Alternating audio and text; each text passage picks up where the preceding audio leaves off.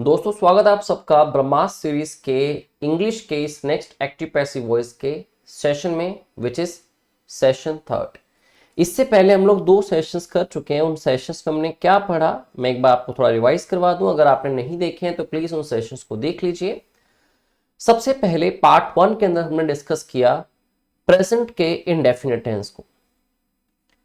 दोस्तों present indefinite tense जिसका कि एक्टिव वॉइस का रूल होता है वर्ब की फर्स्ट फॉर्म या फिर वर्ब की फर्स्ट फॉर्म के साथ एस और ईएस। जब इसको आप पैसिव में कन्वर्ट करते हैं तो जब इसका पैसिव वॉइस बनता है तो उसका रूल क्या रहता है, हेल्पिंग वर्ब इज और एम और are plus third form of verb. तो फर्स्ट पार्ट के अंदर हमने कुल 10 सेंटेंसेस के थ्रू इस वॉइस के इस पर्टिकुलर टेंस को समझा। देयर आफ्टर नेक्स्ट वीडियो के अंदर हमने डिस्कस किया पास्ट इंडेफिनिट जिसके एक्टिव वॉइस का रूल क्या होता है, वर्ब की सेकंड फॉर्म एंड उसका ही passive voice helping verb was और were plus third form of verb. इसके कुछ 5 क्वेश्चंस हमने किए and thereafter second part के अंदर ही हमने नेक्स्ट टेंसेस डिस्कस किए जो कि कॉन्टिन्यूअस टेंसेस थे। कॉन्टिन्यूअस टेंसेस जिसमें अगर प्रेजेंट के कॉन्टिन्यूअस की बात करें तो एक्टिव वॉइस के अंदर इज एम आर, पास्ट के कॉन्टिन्यूअस की बात करें तो एक्टिव वॉइस के अंदर वॉज वर और दोनों के अंदर ही वर्ब की आईएनजी फॉर्म गिवन होती है। अब इस आईएनजी की रिक्वायरमेंट पूरी करने के लिए आपको पैसिव वॉइस में क्या करना होता है, पैसिव वॉइस में आप is am are was were helping verbs as it is use करते हैं। प्रेजेंट कॉन्टिन्यूअस है तो आप इज एम आर का यूज करते हैं, पास्ट कॉन्टिन्यूअस है तो आप वॉज वर का यूज करते हैं। साथ में हम ऐड करते हैं आईएनजी रिक्वायरमेंट को फुलफिल करने के लिए वर्ड बीइंग और इसी वर्ब को बना देते हैं थर्ड फॉर्म ऑफ वर्ब। तो इतना हम लोग कुछ 20 सेंटेंसेस के थ्रू पढ़ चुके हैं। आज की क्लास में हम बाकी के बचे हुए टेंसेस को देखेंगे और इससे नेक्स्ट वीडियो में हम लोग डिस्कस करेंगे इंपेरेटिव सेंटेंसेस का active to passive voice conversion. ठीक है, तो चलिए स्टार्ट करते हैं आज की क्लास। टॉपिक बहुत इंपॉर्टेंट है, सबको बहुत अच्छे से वीडियोस को देखना है, चीजों को समझना है। ठीक है, सबसे पहले बात करते हैं दोस्तों परफेक्ट टेंसेस की। अब मैंने कंबाइंड लिख दिया इन चीजों को जिससे कि आपके 3 परफेक्ट टेंसेस इससे कवर होते हैं। एक तो प्रेजेंट परफेक्ट क्योंकि प्रेजेंट परफेक्ट के अंदर क्या आता है आइदर हैज और हैव। इसके अलावा पास्ट परफेक्ट जिसके अंदर हैड और फ्यूचर परफेक्ट जिसके अंदर आपको गिवन होती है हेल्पिंग वर्ब विल हैव। ठीक है, और सबके साथ ही क्या आती है वर्ब की थर्ड फॉर्म। दोस्तों बहुत ही आसान है, बस ये ध्यान रखना टेंसेस आपको चेंज नहीं करने हैं। अगर प्रेजेंट परफेक्ट गिवन है, हैज और हैव गिवन है तो हैज और हैव को ही यूज करें। डिपेंडिंग अपॉन द सब्जेक्ट आप हैज हैव को चेंज कर सकते हैं। अगर पास्ट परफेक्ट गिवन है विच मींस हैड गिवन है तो हैड को हैड ही रखें। अगर फ्यूचर परफेक्ट गिवन है विल हैव तो विल हैव को विल हैव ही रखें। साथ में आपको ऐड करना है बीन, सॉरी यहां पे मिसिंग है, बीन प्लस वर्ब की थर्ड फॉर्म, तो आपको बीन ऐड करना है। देखो एक चीज बड़ी बेसिक है, आपको हमेशा याद रखनी है, जब भी हैज हैव या हैड फॉलो किए जाते हैं एक मेन वर्ब के साथ, ठीक है, जिसमें has have had become helping verbs. ठीक है, तो जो मेन वर्ब इनके बाद होती है that is always third form of verb, चाहे वो एक्टिव वॉइस हो चाहे पैसिव वॉइस हो। जैसे आप देख रहे हैं एक्टिव वॉइस के अंदर वर्ब की थर्ड फॉर्म है और जो आप वर्ड ऐड कर रहे हैं इसमें बीन, ये भी बी की थर्ड फॉर्म ही है। ठीक है, तो चाहे एक्टिव वॉइस हो चाहे पैसिव वॉइस हो, इफ हैज हैव और had are followed by a verb that verb should be of third form of verb. ठीक है, तो चलिए शुरुआत करते हैं। अब देखिए पहला सेंटेंस गिवन है हैव के अंदर। ठीक है, तो आपको आइदर हैज में आंसर देना है या फिर हैव में देना है, सब्जेक्ट ऑब्जेक्ट पे डिपेंड करके। ठीक है, सो सब्जेक्ट है I have not finished my work yet. ठीक है, तो माई वर्क क्या है, सेंटेंस का ऑब्जेक्ट है। अब सबको पता है कि जो वर्ड वर्क है दैट इज अनकाउंटेबल नाउन जिसके साथ वर्ब सिंगुलर आएगी विच मींस हैज। तो दोस्तों आपका आंसर जो आना चाहिए वो हैज बीन प्लस वर्ब की थर्ड फॉर्म में आना चाहिए। आपको ये एंश्योर करना है हैज बीन प्लस वर्ब की थर्ड फॉर्म।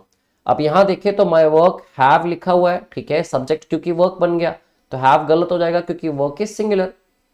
अब यहाँ पे हैड लिखा है, मैंने आपको कहा था कि प्रेजेंट हो तो प्रेजेंट में रहना है, पास्ट है तो पास्ट में रहना है, हैड गलत हो जाता है।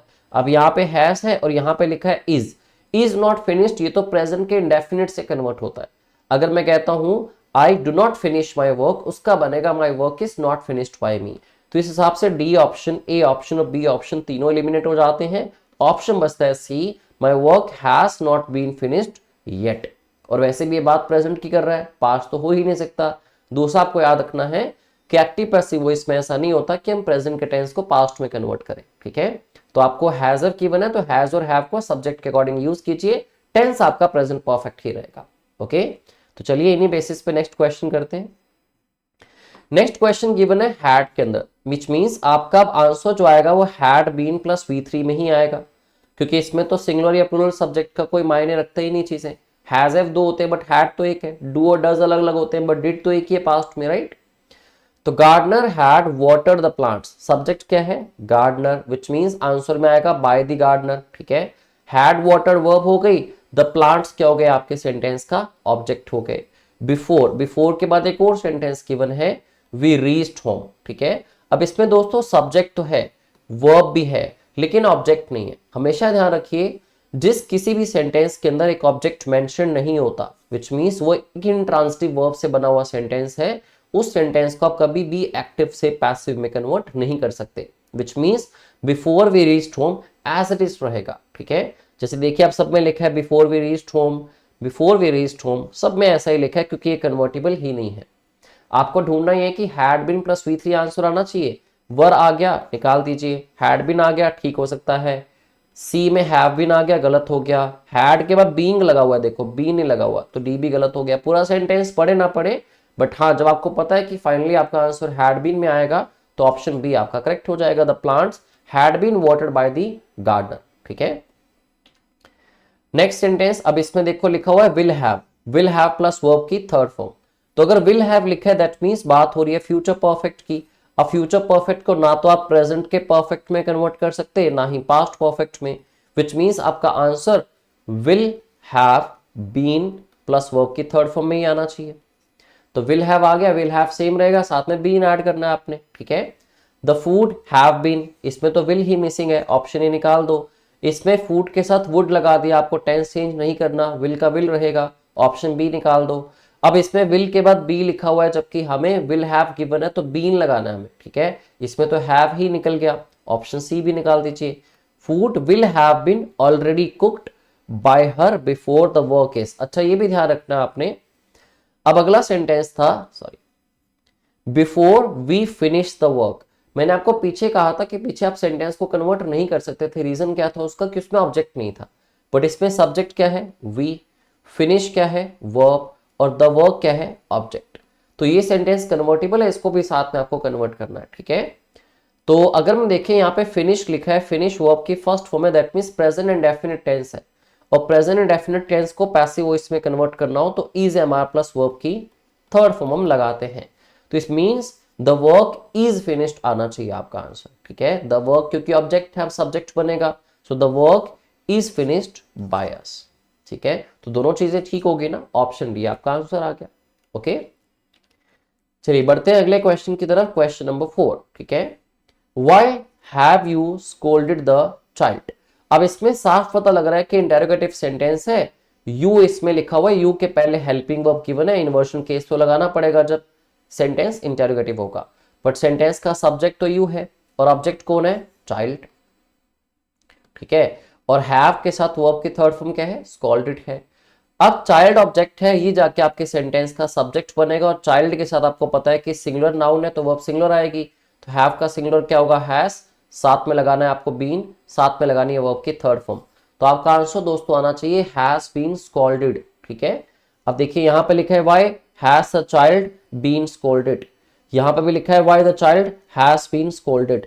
तो हैज बीन स्कॉल्डेड यहां पे भी है, हैज बीन स्कॉल्डेड यहां पे भी है, बट आपको पता होना चाहिए कि इंटेरोगेटिव सेंटेंस के अंदर हम लोग कभी भी इन्वर्शन केस को इग्नोर नहीं कर सकते, ठीक है। Helping verb comes before the subject. अब यहाँ पे भी हेल्पिंग वर्ब सब्जेक्ट के पहले लगी थी ना, कारण सेंटेंस इंटेरोगेटिव था, ठीक है। तो चाइल्ड हैज बीन स्कॉल्डेड गलत हो जाएगा, ये तो सिंपल सेंटेंस में हो सकता है, असर्टिव सेंटेंस में, बट चाइल्ड के पहले हैज का लगना वुड बी करेक्ट ऑप्शन। तो ऑप्शन डी में कंफ्यूज मत होना, ठीक है। अब यहाँ देखो हैव लिखा था, यहाँ पे हैड लिखा था, जो कि दोनों ही गलत हो जाते हैं, तो ऑप्शन ए आपका इसका करेक्ट आंसर होगा, ठीक है। Question number 5, she has sent me a text message. अब इसमें डबल ऑब्जेक्ट केस है, ठीक है। टेक्स्ट मैसेज इस सेंटेंस का एक डायरेक्ट ऑब्जेक्ट है और मी इसमें क्या है दोस्तों, इनडायरेक्ट ऑब्जेक्ट है, ठीक है। बट डायरेक्ट इनडायरेक्ट कोई भी हो, जब आपके सेंटेंस में दो ऑब्जेक्ट्स गिवन होते हैं तो उसके पैसिव वॉइस भी दो बन के आते हैं, ठीक है। चाहे तो वो मी से बनाया जा सकता है, इसको आई कन्वर्ट करके सब्जेक्ट में, चाहे टेक्स्ट मैसेज से सेंटेंस स्टार्ट हो सकता है, ठीक है। तो अगर ये मी से स्टार्ट होता है तो मी सब्जेक्ट बनेगा आई के साथ क्या आना चाहिए, हैव, साथ में बीन, और साथ में वर्ब की थर्ड फॉर्म सेंट। तो या तो answer I have been sent आएगा, या फिर अगर ये स्टार्ट होता है अ टेक्स्ट मैसेज से, ठीक है, जो कि सिंगुलर है, फिर क्या आएगा, हैज बीन सेंट। तो ये दो ऑप्शन ही हो सकती हैं, आई के अकॉर्डिंग हैव बीन सेंट और मैसेज के अकॉर्डिंग हैज बीन सेंट। अब अ टेक्स्ट मैसेज, ये तो हैड लिखा है, ये तो पास्ट में चला गया, निकाल देते हैं। I have been sent a text message by her, I have been sent मिल गया आपको, तो ऑप्शन करेक्ट हो गया आपका। सी में क्या लिखा था, a text message is sent, ये तो प्रेजेंट इंडेफिनिट से बनाया गया, इसमें तो हैज को ही निकाल दिया इसने। आंसर क्या आना चाहिए था, टेक्स्ट मैसेज हैज बीन आना चाहिए था, ऑप्शन सी एलिमिनेट हो गया। आई वॉज सेंट, ये तो पास्ट इंडेफिनिट से बना है, अगर सेंटेंस ये होता ना, she sent me a text message, ठीक है। सेंट क्या होती है यहाँ पे, वर्ब की सेकंड फॉर्म, फिर हम कन्वर्ट करते हैं इसको वॉज या वर के साथ वर्ब की थर्ड फॉर्म यूज करके। अब तो ऑप्शन डी गलत होगा, राइट। पास्ट इंडेफिनिट हम पढ़ चुके हैं पहले, राइट। अगर आपने नहीं देखा वीडियो तो that is very much important, you have to watch part 1 as well as part 2, ठीक है। उसके बाद आप पार्ट 3 पे आइए, देर आफ्टर पार्ट 4 पे, ठीक है। अब दोस्तों कुछ और सेंटेंसेस डिस्कस करते हैं, कुछ ऐसे सेंटेंसेस, इसके बाद आपका जो simple sentences, compound, complex, interrogative sentences, इन सब में जो सेंटेंस इस तरह से बने होते हैं, subject plus verb plus object, ये सेंटेंसेस के जितने टेंसेस, हमारी जो 8 कैटेगरीज कन्वर्ट हो सकती हैं एक्टिव टू पैसिव में, वो फिनिश हो जाएगा, ठीक है। तो this is the last concept, total 5 he concept पे ये बेस्ड है। सबसे पहले प्रेजेंट इंडेफिनिट, फिर पास्ट इंडेफिनिट, फिर कॉन्टिन्यूअस टेंसेस, फिर परफेक्ट वंस, और लास्ट में मॉडल वर्ब से बने सेंटेंसेस, जिसमें फ्यूचर भी कवर हो जाएगा और बाकी की मॉडल वर्ब्स भी, ठीक है। तो ध्यान से सुनिएगा, sentences formed using modal verbs. अब आपको पता है इंग्लिश में टोटल 15 मॉडल वर्ब्स हैं, ठीक है, जो कि हेल्पिंग वर्ब्स ही होती है, हमेशा ऑक्सिलरी होती हैं। इट मींस जब भी आप मॉडल वर्ब को यूज करते हैं तो मॉडल वर्ब के साथ हमेशा ही वर्ब की फर्स्ट फॉर्म आती है, इस चीज का आपको ध्यान रखना है, ठीक है। तो मॉडल वर्ब के जस्ट बाद फर्स्ट फॉर्म का आना, दैट मींस ये एक्टिव वॉइस का रूल हो गया। लेकिन एक चीज ध्यान रखना, मॉडल वर्ब के जस्ट बाद आती हमेशा ही फर्स्ट फॉर्म है, ठीक है, चाहे पैसिव वॉइस क्यों ना हो। क्योंकि होता क्या है, पैसिव वॉइस में हम उसी मॉडल वर्ब के साथ ऐड करते हैं वर्ड बी को, और बी दोस्तों क्या होती है, वर्ब की फर्स्ट फॉर्म, फिर बी के बाद जो अगली वर्ब आती है that is third form of verb, ठीक है। तो आपको करना क्या, प्लीज ध्यान से समझिए। विल गिवन है मॉडल वर्ब, तो आंसर विल में ही आएगा। कैन गिवन है तो आंसर कैन में आएगा। शुड गिवन है तो आंसर शुड में आएगा। मस्ट गिवन है तो आंसर मस्ट में आएगा। एक्टिव वॉइस में इनके जस्ट बाद वर्ब की फर्स्ट फॉर्म होगी, वेयरएज पैसिव वॉइस में आपको बी ऐड करके इस फर्स्ट फॉर्म को थर्ड फॉर्म में कन्वर्ट करना है, ठीक है। तो बहुत ही सिंपल सा काम है। सिंपली देखें, अगर विल डू लिखा है तो इसका पैसिव वॉइस क्या होगा, विल बी डन, ठीक है।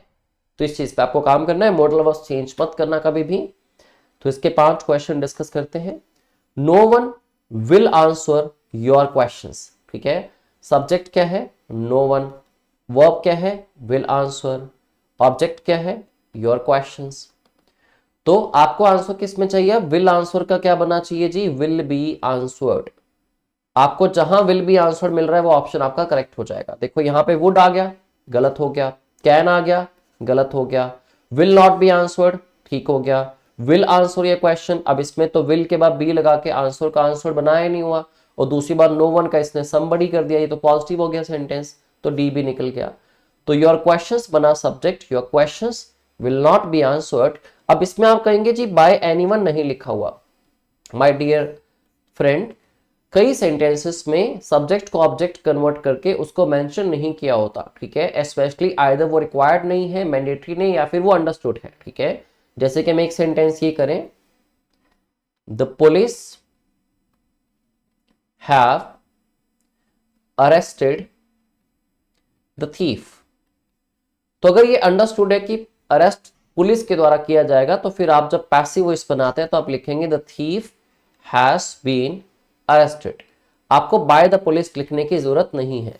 जैसे मैं कहूं your next class will be held on this day, तो ये पैसिव वॉइस है, your class will be held, ठीक है। ऑब्वियस सी बात है, the teacher will hold the class, तो बाय द टीचर कभी लिखा नहीं होता, ठीक है।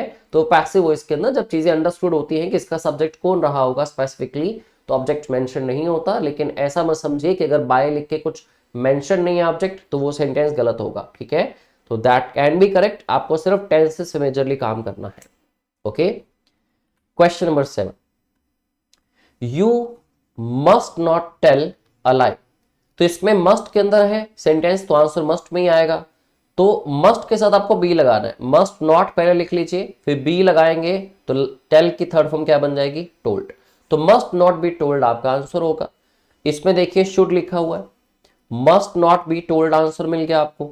Must not have been, have कहां से आ गया, जब आप विल के साथ हैव लगाते हैं तो वर्ब की थर्ड फॉर्म आती है, या किसी मॉडल वर्ब के साथ सेंटेंस हैव में गिवन हो, जैसे कि आपको पहले से गिवन होता मस्ट हैव टोल्ड, तो फिर आप हैव को देख के साथ में बीन लगाते तो आपका पैसिव वॉइस क्या बनता, मस्ट हैव बीन टोल्ड, ठीक है। बट यहां पे तो हैव गिवन नहीं था, इसलिए ऑप्शन सी एलिमिनेट हो गया।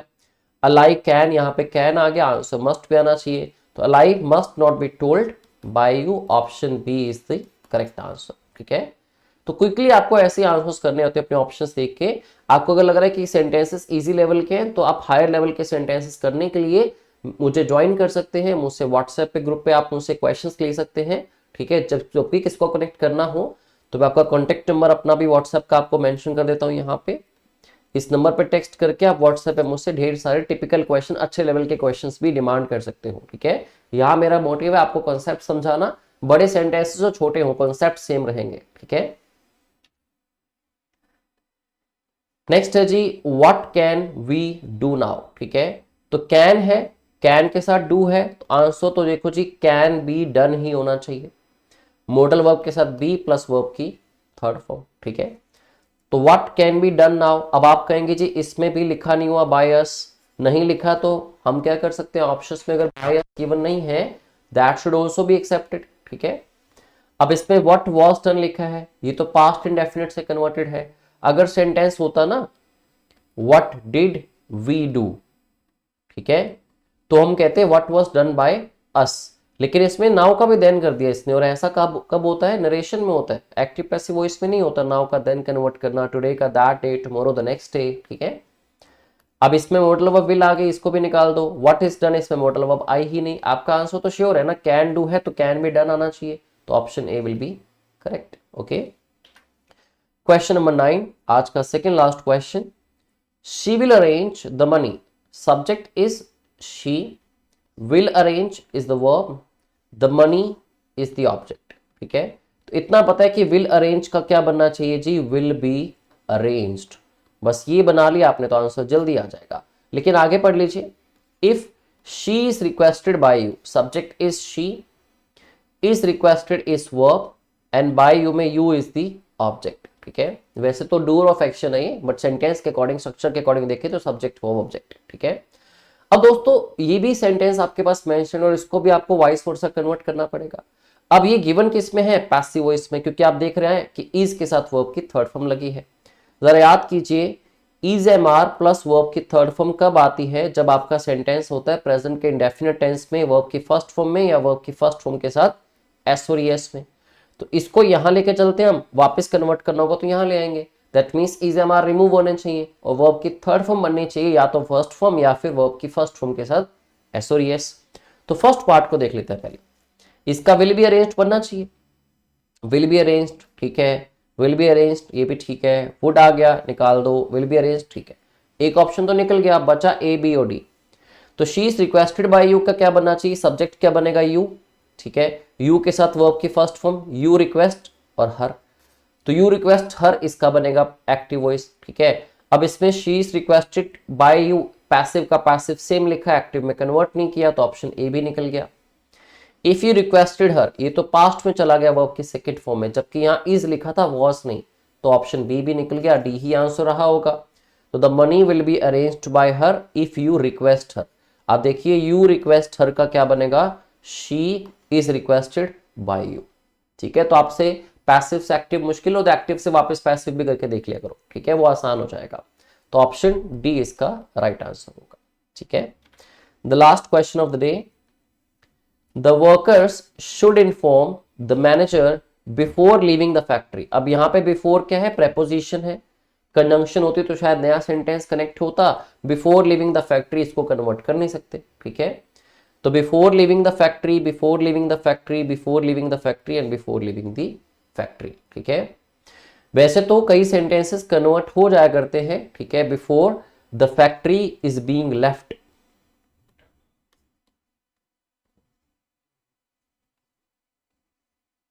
ठीक है। लेकिन इस सेंटेंस में क्योंकि कन्वर्जन नहीं भी किया हुआ, और दूसरी बात हम कैसे श्योर करें कि ये प्रेजेंट के अंदर ही बात हो रही है, क्योंकि लिविंग तो यहाँ पे क्या एक जेरेंट है जो कि प्रेजेंट पास्ट फ्यूचर तीनों में ही आ सकता है, ठीक है। तो इसकी चिंता आपको यहाँ छोड़नी है। फर्स्ट आप देखें तो लिखा क्या है, शुड इन्फॉर्म, और शुड इन्फॉर्म का पासिव वॉइस क्या होना चाहिए, शुड बी इन्फॉर्म्ड, ठीक है। मॉडल वर्ब के साथ बी, मॉडल वर्ब सेम होने चाहिए और साथ में वर्ब की थर्ड फॉर्म। तो शुड बी इन्फॉर्म्ड आपको फाइंड आउट करना है। यहां लिखा है विल बी, निकाल दीजिए। शुड बी इन्फॉर्म्ड ठीक हो सकता है, हैज बीन इन्फॉर्म्ड निकाल दीजिए। शुड के साथ बी की जगह पे बीन लिखा हुआ है यहाँ पे, तो ये भी गलत है, ऑप्शन बी आपका करेक्ट आंसर आ गया। The manager should be informed by the workers before leaving the factory, ठीक है। चलो जी, आई होप आपको सारे क्वेश्चंस क्लियर हुए, ठीक है। ब्रह्मास्त्र सीरीज को आप कंटिन्यूसली देखते रहिए, बेनिफिट आपको मिलेंगे, मैथ्स हो चाहे रीजनिंग हो चाहे इंग्लिश चाहे GS. Thank you very much, have a good day.